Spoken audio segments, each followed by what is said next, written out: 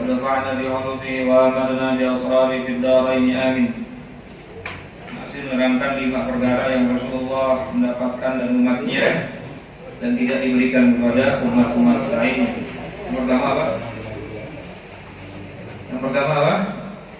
Yanzurullah birahmah. Allah melihat, memandang, memperhatikan di awal Ramadan pada umat Nabi Muhammad dengan rahmat. Lalu yang kedua,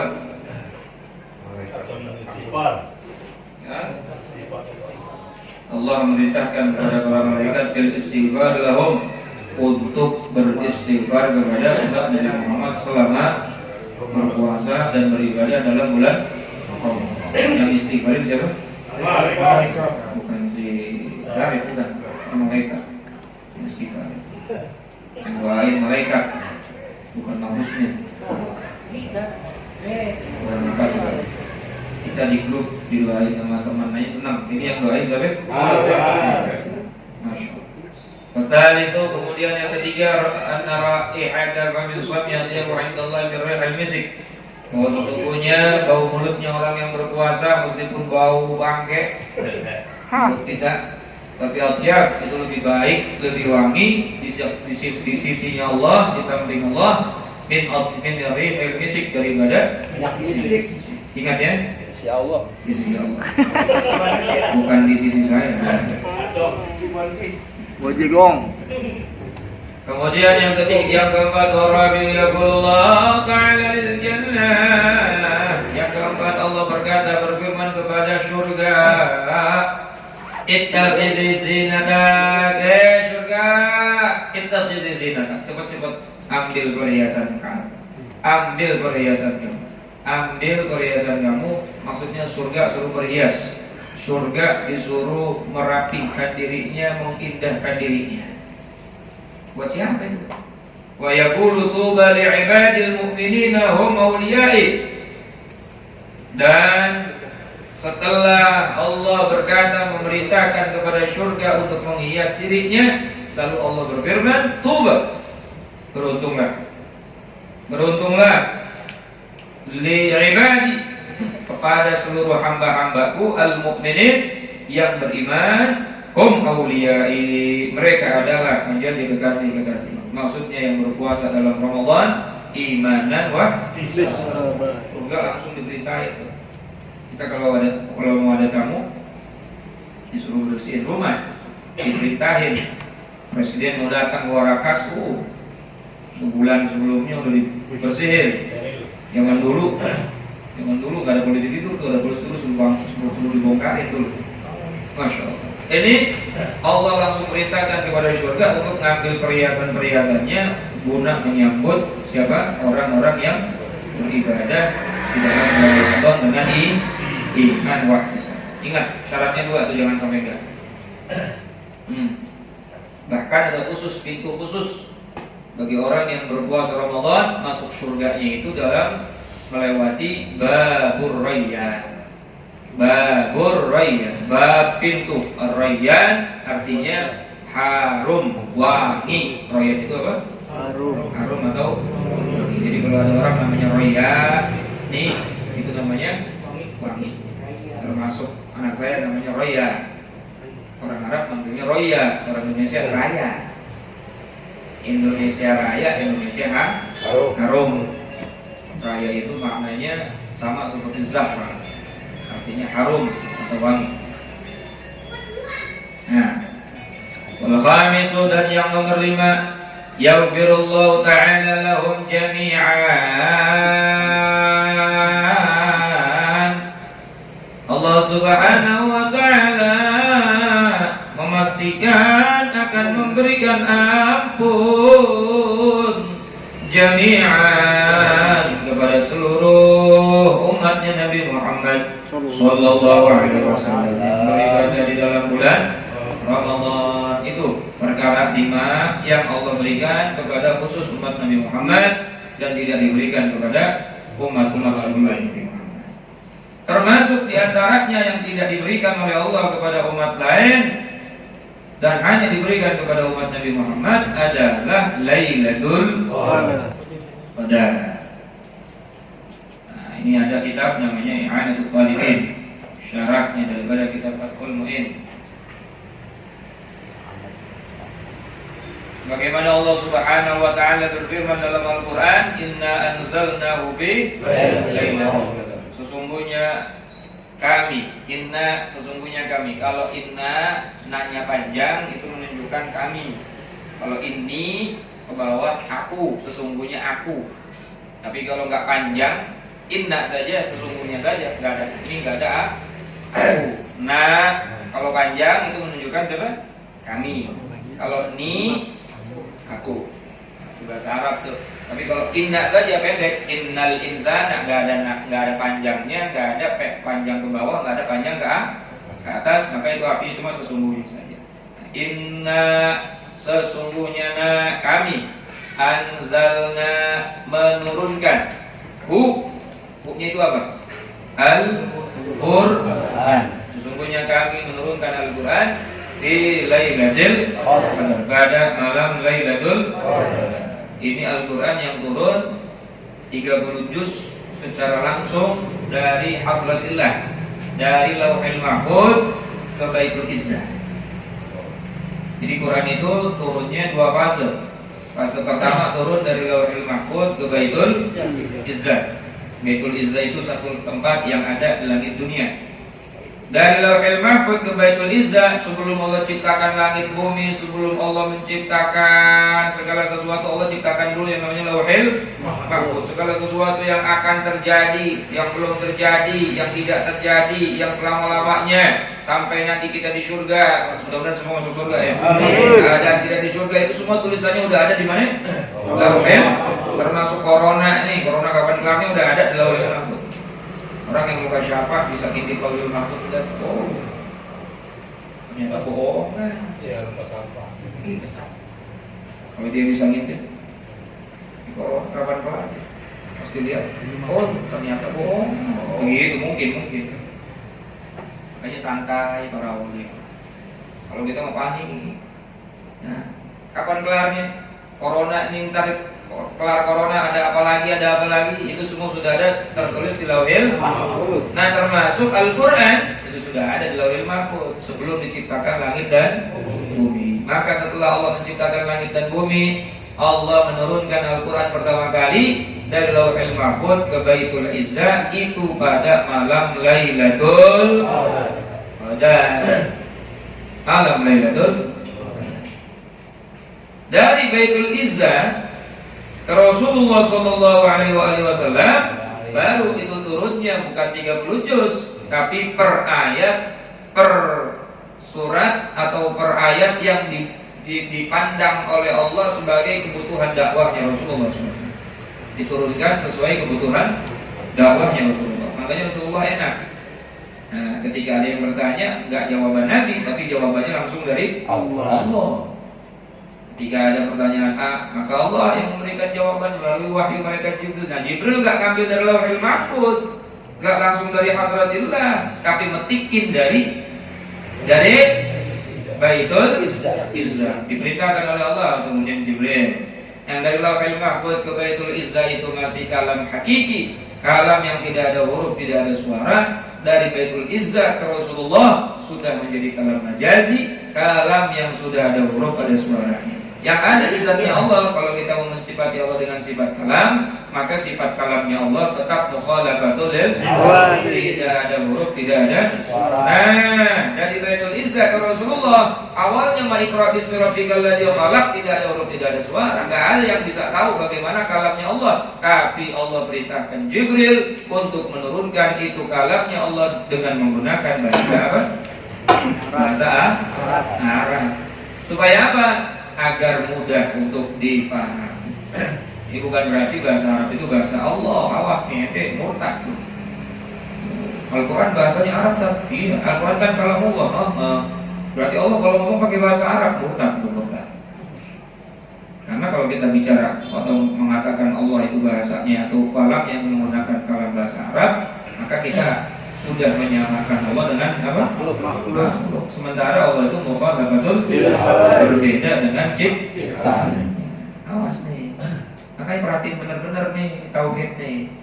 dari Baitul Izzah, dari Lauhil Mahfuz ke Baitul Izzah ini masih kalam hakiki, nggak ada huruf, nggak ada suara. Kok Jibril tahu? Oh gampang. Allah bukakan hijab pendengarannya Jibril sehingga Jibril bisa mengerti, sehingga Jibril bisa memahami. Walaupun nggak ada huruf, nggak ada suara, tapi bisa paham. Coba ente ngelamun. Ada hurufnya nggak? Nggak ada. Ada suaranya nggak? Nggak ada. Ngerti nggak? Ngerti gue pengen boker, cipro, betul nggak? Pusing, turun. Padahal ngomongnya di mana? Kagak ada suara, kagak ada huruf. Tapi jangan dikatakan juga Allah sama seperti hati. Itu cuma gambaran. Jadi jangan sampai ada orang bilang, bagaimana kita bisa memahami yang gak ada huruf, gak ada suaranya? Lu ngomong ngelamun aja bisa paham. Apalagi Allah gampang, mudah untuk menjadikan seorang hamba bisa paham kalamnya Allah yang gak ada huruf, gak ada suara. Seperti Nabi Musa alaihissalam, wa kallamallahu Musa taklima. Allah langsung bicara dengan Nabi Musa tanpa perantara Jibril dan menggunakan kalam yang hakiki, kalam dari zatnya Allah yang gak ada huruf, gak ada suara. Nabi Musa bisa paham. Gampang. Jadi kalau bahasa Arab bukan bahasa Allah. Tapi Al-Quran kalamullah, wajib kita yakini Al-Quran kalam. Isinya kalamullah dari Allah, wajib kita yakini itu adalah isinya dari Allah. Tidak ada sedikit pun campur tangan manusia, campur tangan Nabi Muhammad, wajib kita yakini. Tetapi kalau kita mengatakan bahwa alif, ba, ta, ja, ha, kha, dan abjad lainnya itu merupakan kalamnya Allah, murtad. Berarti kita sudah menyamakan daripada makhluk dengan Tuhan. Sementara Allah itu berbeda dengan ciptaan dari segi apapun. Nah, coba tak ngaji tauhid nggak merebak sih ya. Betul kan? Itu baru kalam, belum zat. Bayang-bayangin Allah kayak apa ya?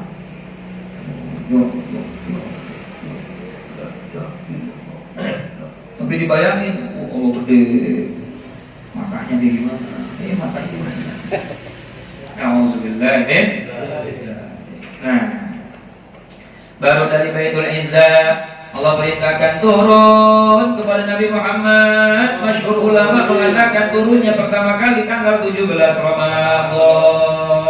Inna anzalnahu fi lailatul qadar, itu menunjukkan bahwa dari Lauhil Mahfuz ke Baitul Izzah. Tapi kalau dari Baitul Izzah ke Rasulullah, ayat yang pertama Iqra bismi rabbikal ladzi khalaq, itu turunnya tanggal 17 Ramadan. Dari Baitul Izzah ditranslate menggunakan bahasa Arab supaya apa? Kata Allah dalam Al-Quran, Inna anzalnahu Qur'anan Arabiyyan la'allakum ta'qilun. Kami turunkan Quran dengan menggunakan bahasa Arab agar kalian bisa berpikir. Dulu Nabi Musa karena bahasanya adalah bahasa Ibrani, maka Tauratnya turunnya menggunakan bahasa apa? Bukan berarti bahasa Ibrani itu bahasa Allah. Betul? Nabi Daud, Zabur, bahasanya bukan bahasa Arab.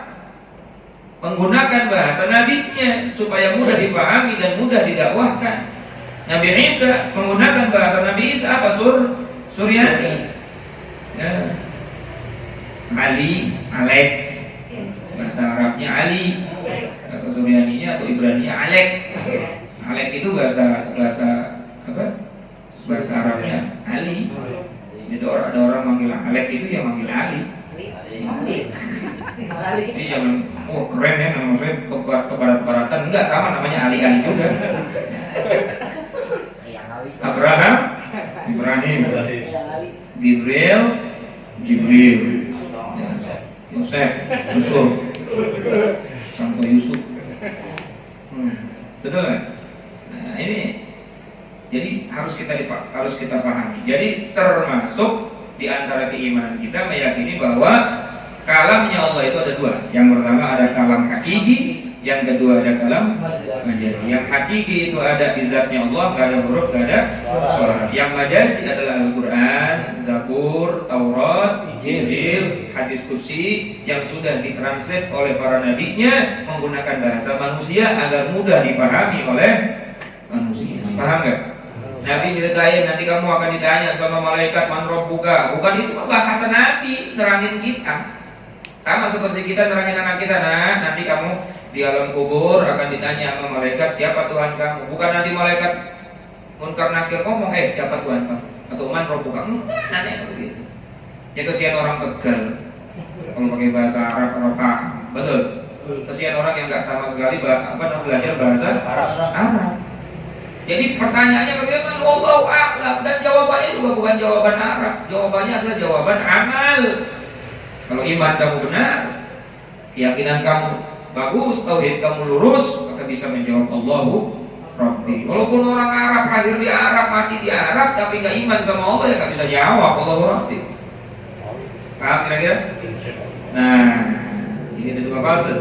Fase inna anzalnahu fi lailatul qadar adalah dari Lauhil Mahfuz ke Baitul Izzah. Nah, fase nuzulul Quran dari Baitul Izzah ke Rasul itu tanggal 17. Nah, yang rahasia itu kapan dari Lauhil Mahfuz ke Baitul Izzah? Wallahu a'lam. Itu hanya disebutkan Lailatul Qadar. Cuma banyak hadis mengatakan Lailatul Qadar itu biasanya itu terjadi di 10 terakhir di bulan Ramadan biasanya. Jadi kalau misalnya nggak biasa, ya bisa jadi awal. Kalau nggak biasa, ya bisa tanggal 2. Kalau nggak biasa, bisa jadi bulan Sya'ban. Kalau nggak biasa, bisa jadi bulan Rajab. Terserah Allah. Begitu, paham nggak kira-kira? Kagak ada yang tahu nih Lailatul Qadar. Makanya itu disembunyikan supaya apa? Manusia tetap istiqomah. Kalau dikasih tahu, Lailatul Qadar tanggal sekian, ya udah deh, cuma tanggal segitu aja. Selebihnya hobi, karambol, ludo. Dia tahu Lailatul Qadarnya ntar tanggal segitu. PS. Tapi ada bocoran nih. Bocoran dari seorang yang mukasyafah, yaitu Al-Imam Al-Ghazali. Waqala Al-Ghazali wa ghairihi, dan berkata Imam Ghazali wa ghairihi, dan selain daripada Imam Ghazali, annaha ta'lamu fihi bil yaumil awal, bahwa sesungguhnya malam Lailatul Qadar itu bisa diketahui dari hari pertama Ramadan. Cirinya itu bisa diketahui dari hari pertama. Wa in kana awwaluhu yaumal ahad. Tulis. Nah, kadang-kadang yang penting-penting pas itu aja. Wa in kana awwaluhu yaumal ahad. Kalau kita seringnya ngeliatin seragam doang, gampang screenshot, agak berkah gitu. Ngaji gitu. Betul nggak? Dapat dari mana sanadnya? Ya kalau bener yang nulis, kalau kagak dibohongin ente. Lailatul Qadar nih, batunya keder. Fa in kana awwalu yaumal ahad, apabila terjadi hari pertamanya hari Ahad, atau yaumil arba' ataupun hari Rabu, fa hiya lailatul 29, maka Lailatul Qadarnya jatuh pada malam 29. Malam berapa? Halo? Kata Tuhan. Au yaumil itsnain, kalau hari pertamanya hari Senin, fa hiya lailatul 21, maka hari Lailatul Qadarnya malamnya adalah tanggal 21. Saya ulangi lagi. Au yaumul tsulatsa, ataupun kalau hari pertamanya hari Selasa, awal Jum'ati, ataupun hari Jumat, hari Selasa atau hari Jumat. Jumat itu pasangannya Selasa. Selasa itu pasangannya Jumat. Jumat itu pasangannya Selasa. Selasa itu pasangannya Jumat. Fungsi Selasa lahirnya atau Jumat lahirnya, waduh, tengok lah. Fahiyya lailatul 27, maka malam Lailatul Qadarnya jatuh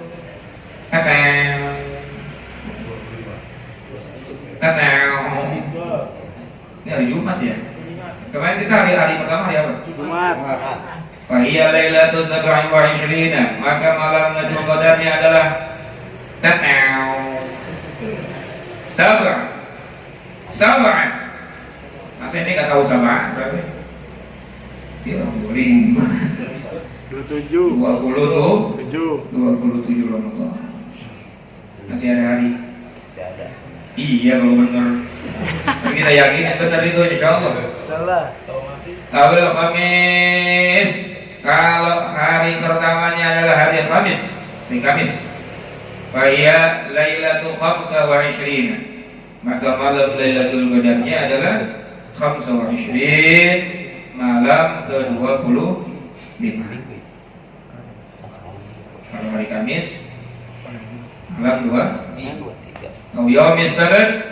Kalau jatuhnya malam hari pertama jatuhnya hari pertama Ramadan di hari Sabtu, faya Lailatul 23, maka jatuhnya Lailatul Qadar pada malam 23. Saya nggak ulangi lagi. Jadi yang nyatet syukur, nggak nyatet ya udah pasti lupa. Coba saya tanya lagi, nggak mungkin bisa jawab. Kalau hari Ahad sama hari Rabu, hari apa? Yang nyatet berarti nggak menjawabnya. Wa qala Syekh Abdul Hasan wa man balagat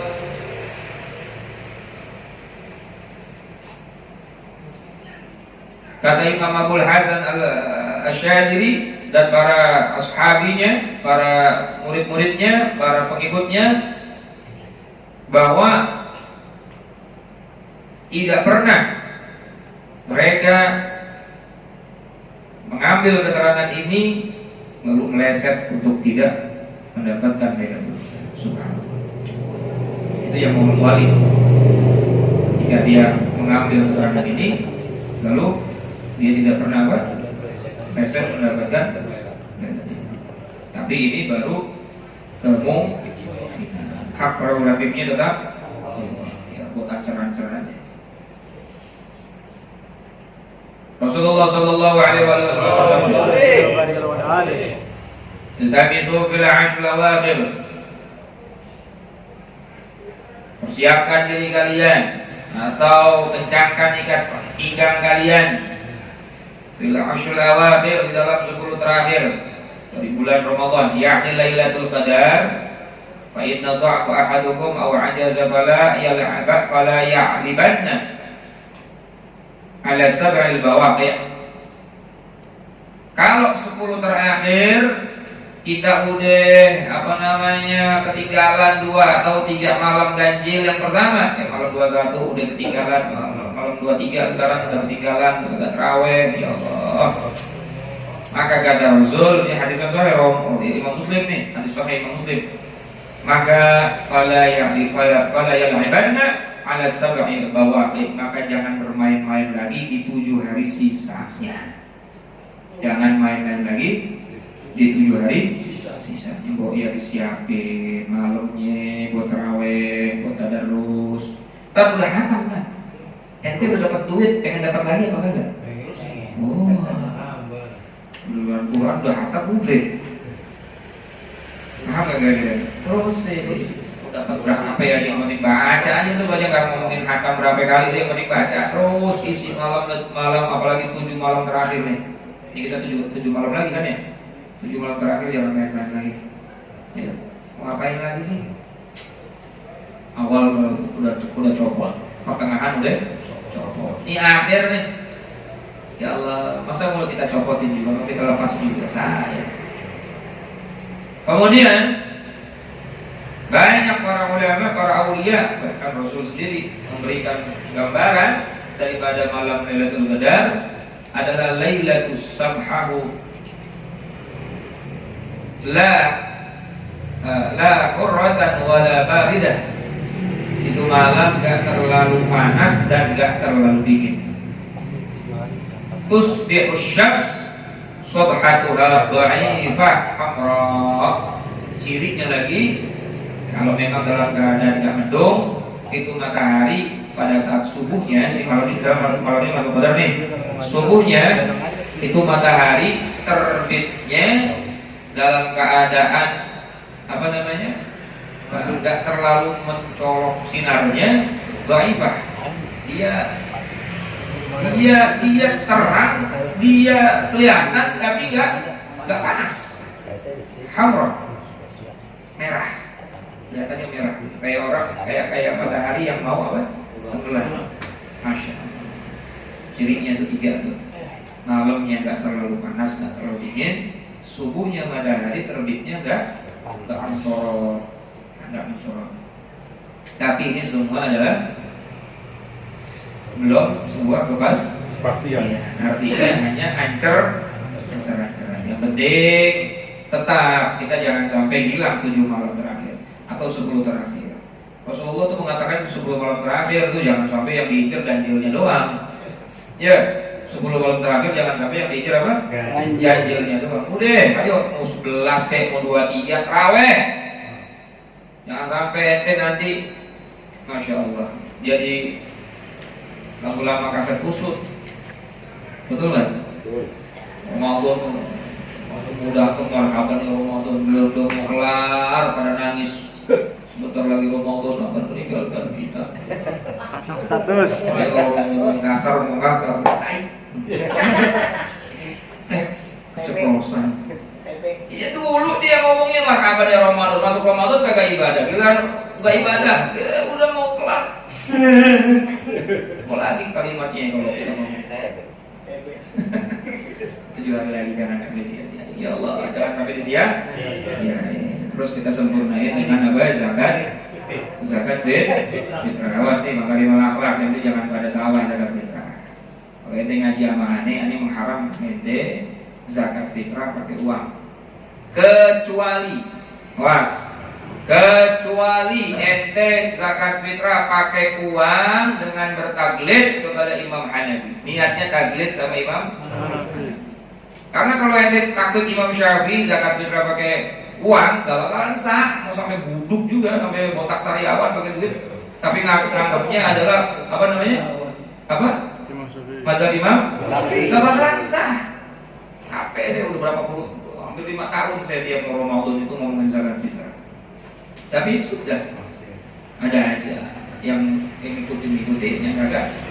Di zakat fitrah ini bukan zakat mal. Zakat fitrah ini bukan zakat harta, zakat badan. Badan kita makan apa? Ada orang makan duit? Makanya Rasulullah, apalagi Rasulullah SAW seumur hidupnya nggak pernah tuh zakat fitrah pakai uang. Makanya bid'ah dolalah tuh. Ya Allah nggak ngomong kita dolalah. Karena ada satu ulama yang membolehkan, satu-satunya siapa? Imam Hanafi saja. Masya Allah kita ini kadang-kadang giliran zakat fitrah ngikutin Imam Hanafi, giliran kurban ngikutin Imam Syafi'i. Karena kalau zakat fitrah kan Imam Syafi'i hukumnya apa? Nggak boleh pakai uang. Kurban Imam Syafi'i hukumnya sunnah. Sementara Imam Hanafi kurban hukumnya wajib bagi yang mampu, akikah wajib bagi yang mampu. Kalau Imam Syafi'i mau mampu, mau kagak, punya duit, punya atau enggak, pada saat waktunya kurban, silakan dia mau kurban, enggak pahala ditanggung sendiri. Tetapi kalau Imam Hanafi wajib, kalau dia mampu, wajib kurban. Giliran masuk Idul Kurban, ikutin Imam Syafi'i. Kenapa enggak kurban? Pas sunnah. Kayaknya pakai duit, Imam Hanafi kan pakai duit. Awas nih, Imam Hanafi pun ada klasifikasinya. Imam Hanafi itu boleh mengganti duit dengan kursnya gandum. Dan gandum lebih mahal daripada beras yang paling mahal sekalipun. Taruhlah beras itu seliter yang paling mahal 15.000, gandum bisa 20.000. Mas nih. Nah kalau ente mau pakai duit berarti kursnya kurs gandum 20.000 kali 3 liter setengah. Berapa tuh? 65. 35.000. Aneh. Dari mana itu hitung-hitungannya, aneh bingung. Nanti mau tanya MUI mana juga bakalan jawabannya sama kayak aneh. Ya. Masya Allah. Makanya makarimul akhlak nggak usah ikut-ikutan. Ya. Kalau memang antum bermadzhab Syafi'i, ikutin madzhabnya Syafi'i, pakai apa? Beras yang terbaik. Kalau memang pengen, oh ya Allah Ustaz, jadi beras Ustaz, ada yang buat dimakan doang nih, warung udah pada tutup nih. Saya mau pakai uang aja, monggo silahkan. Tapi sebelum ente mau zakat, maka taklid dalam hati saya bertaklid kepada mazhab Imam Hanafi yang membolehkan zakat fitrah menggunakan uang. Tapi hitungannya hitungan Imam Hanafi, hitungannya Gantung tadi Nabi nggak pernah bawa rakas. Makanya gantung tuh. Ya, paham kira-kira? Masya Allah. Orang Betawi dulu tuh kalau mau zakat fitrah, termasuk bapak saya beli beras taruh di bank, kemudian diambil literan. Caranya nih kalau pengen berkah, ambil literan, yang punya duit, ambil literan, kemudian meliternya nggak usah pakai di papras. Kuncungannya itu buat sedekah ente, pelit amat. Pakai papras juga. Kalau perlu 4 liter deh, 5 liter. Waktu belum lockdown nanti berapa liter itu beras? Masya Allah.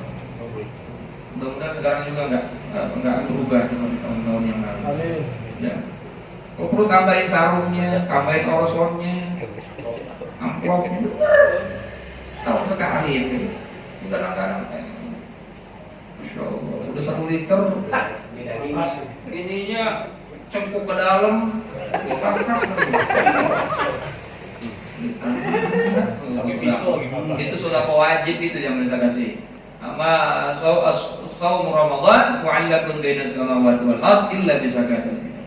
Semua ibadah kita yang kita kerjain di bulan Ramadan masih gantung antara langit dan bumi kecuali kita bayarkan zakat fitrah, lalu itu pasti diterima oleh Allah Subhanahu wa taala. Nah, waktunya kapan? Dari mulai awal Ramadan sampai sebelum khatib naik. Sebetulnya ada kaul mengatakan sebelum khatib turun mimbar, tapi afdalnya sebelum khatib naik mimbar. Jadi kalau misalnya kemarin ada yang mengatakan ayo kita zakat duluan sebelum Idul Fitri, memang ada dalilnya. Memang dari awal Ramadan itu sudah raya. Bawa deh. Nggak usah lagi doa, langsung cari siapa mustahiknya. Biar nggak capek-capekin pengurus zakat fitrah musola, cari siapa yang pengurus zakat. Ucup lagi. Oke, jadi langsung. Yang penting dari rumah udah nih. Seandainya ente udah capek lah nyari-nyari mustahik langsung ke musola, ya udah tinggal taruh di musola. Nggak usah lah minta-minta didoain. Capek-capekin itu terima aja sama pengurus musola. Nih pengurus musola tinggal ngasih. Tapi lebih afdalnya itu sebetulnya zakat fitrah kita mencari mustahik sendiri. Kalau cuma 2-3 biji gampang nyarinya. Kecuali kalau 100, silahkan nyari ke tempat ambil zakat. Gitu. Paham ya? Kemudian yang harus diperhatikan, siapa yang harus kita berikan? Yang pertama fuqara, orang-orang fakir. Siapa fakir? La wala, orang yang kagak punya pendapatan, penghasilan, dan kebutuhannya tidak bisa mencukupi penghasilannya, andai kata dia punya tidak mencukupi kebutuhan yang sangat minimal. Contoh begini, dia punya penghasilannya sehari 100.000, tapi kebutuhannya 200.000, cuma 50%. Mencukupi berapa? Itu namanya fakir. Walaupun punya penghasilan, namanya apa? Fakir. Jadi fakir itu 50% ke bawah, kebutuhannya hanya tercukupi 50% ke bawah. Apalagi yang sama sekali nggak mencukupi kebutuhannya, apalagi yang nggak punya penghasilan. Sampai dia punya penghasilan pun, tapi kebutuhannya tidak mencukupi sampai 50% ke bawah, itu namanya fakir, mbahnya miskin. Nah kalau miskin di atasnya sedikit, dia punya penghasilan, dia bisa mencukupi kebutuhan, tapi masih kurang 30%, sampai 70%. Misalnya kebutuhannya sehari 100.000, dia cuma bisa dapat 70, yang 30.000-nya kemana? Itu namanya miskin. Fakir lebih parah. Jadi jangan, dia punya penghasilan, dia kerja, jangan begitu melihatnya. Kebutuhannya tercukupi atau tidak? Paham kira-kira? Paham nggak kira-kira? Nah, udah ini dulu dah. Yang paling penting nih sekarang nih. Karena dalam keadaan pandemi begini banyak orang fakir, banyak orang miskin baru. Tapi kita jangan pengen jadi orang fakir, jangan pengen jadi orang jangan. Belajar jadi orang kaya. Belajar jadi orang kaya. Dengan cara apa? Tidak gampang minta, tapi kalau ada yang memberi, kita terima. Paham kira-kira? Minta jangan. Kalau bisa kita ngasih. Botpis tuh. Orangnya ada. Dalam bagian itu, Masya Allah.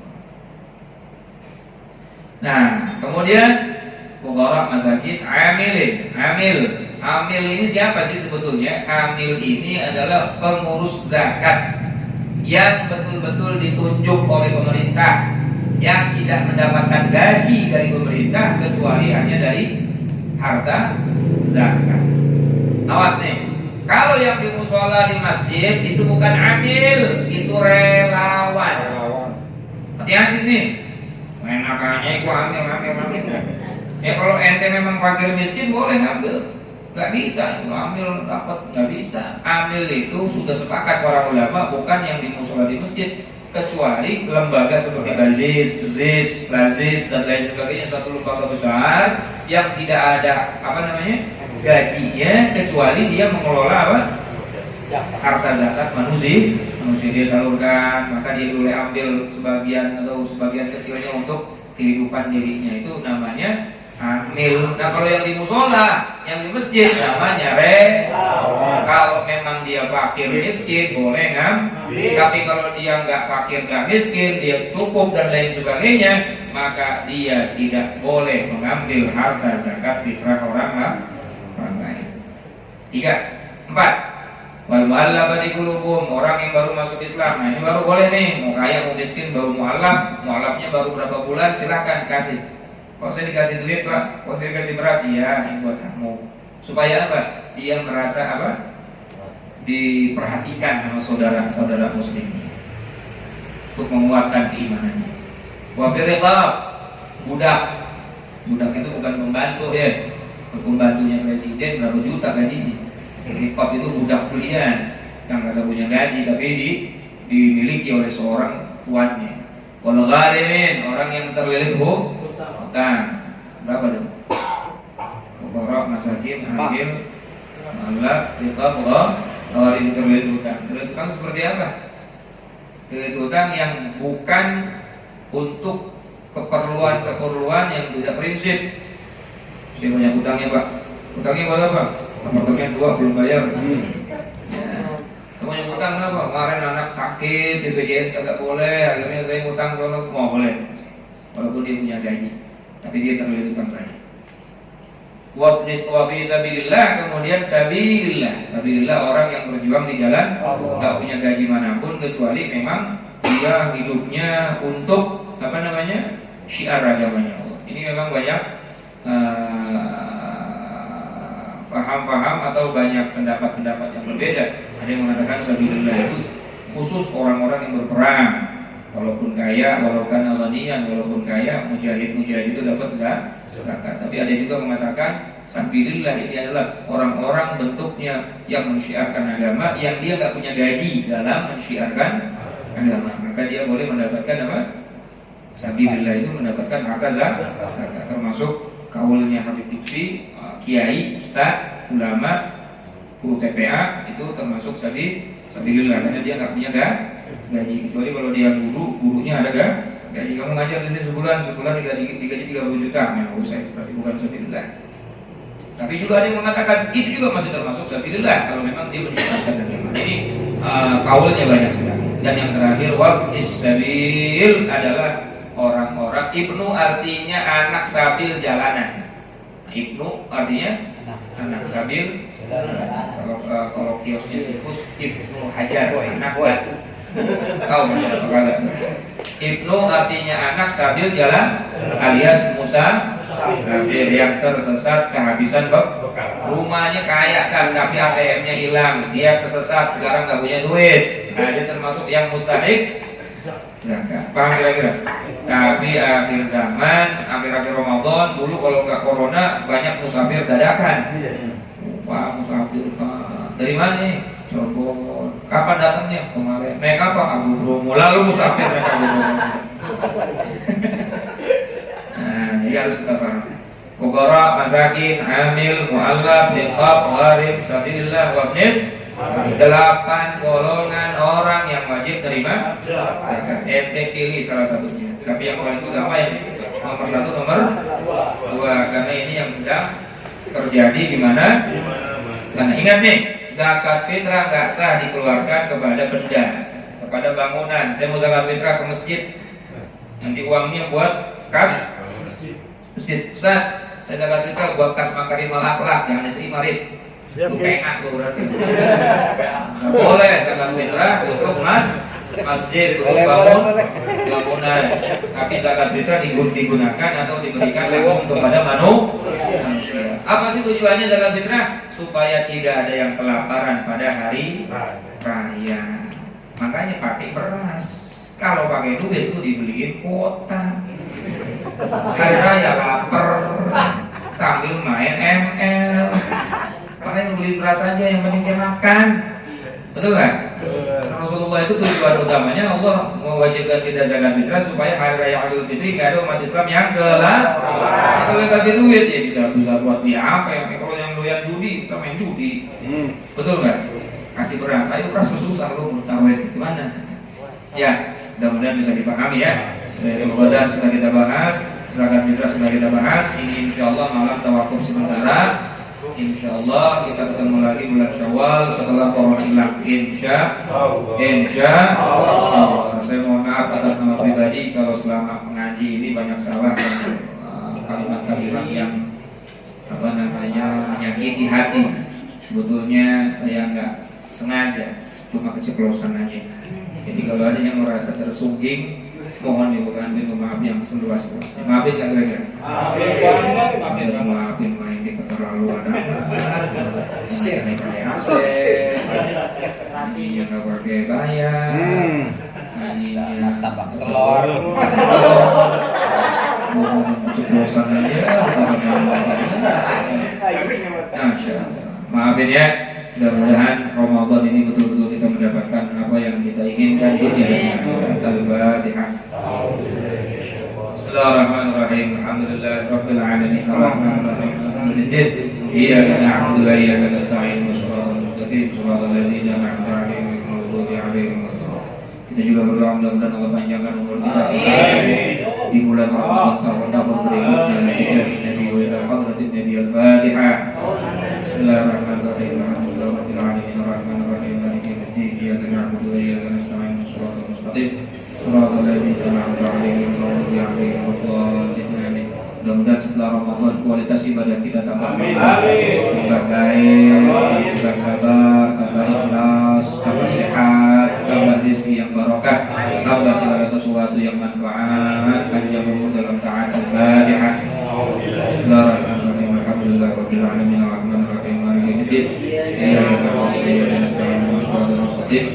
Shiratal ladzina an'amta 'alaihim ghairil maghdubi 'alaihim waladdallin. Rabbil ighfirli wa walidayya.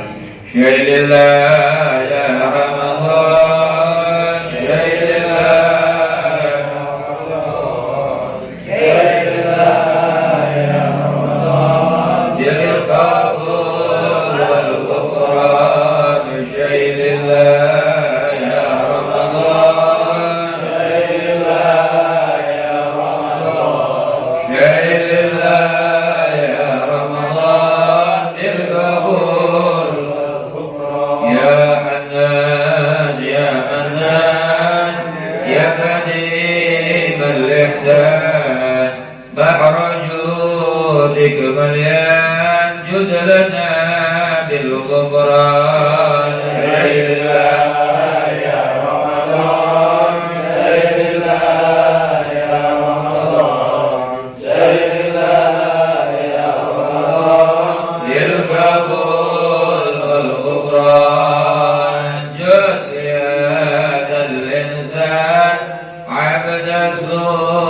غزيان من ذنوب الوعلان خايف إنك غضبان. Syahidillah ya Ramadan, Syahidillah ya Ramadan, Syahidillah ya Ramadan, bil qabul wal ghufran. Rabbana nasta'fik, Rabbana نسترضيك ولنا ظن بك يا رجال الإيمان. Syahidillah ya Ramadan, Syahidillah ya Ramadan, Syahidillah ya Ramadan, bil qabul wal ghufran.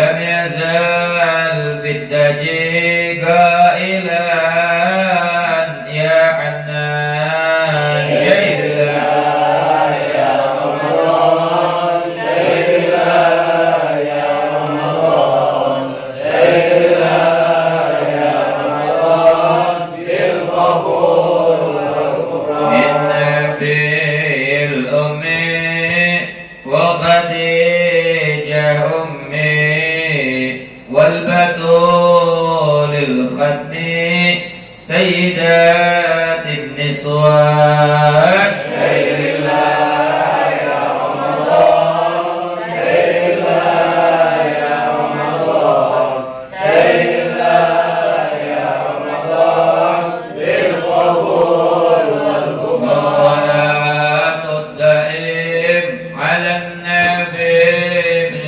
هاشم عالتمام هو قائم بالعبادة سحران شهد الله يا رمضان شهد الله يا رمضان شهد الله يا رمضان بالقبول والغفران بسم الله الرحمن الرحيم بسم الله الرحمن الرحيم لا إله إلا الله لا إله إلا الله الموجود في كل زمان الموجود في كل زمان لا إله إلا الله لا إله إلا الله المعبود في كل مكان المعبود في كل مكان لا إله إلا الله لا إله إلا الله المذكور بكل لسان المذكور بكل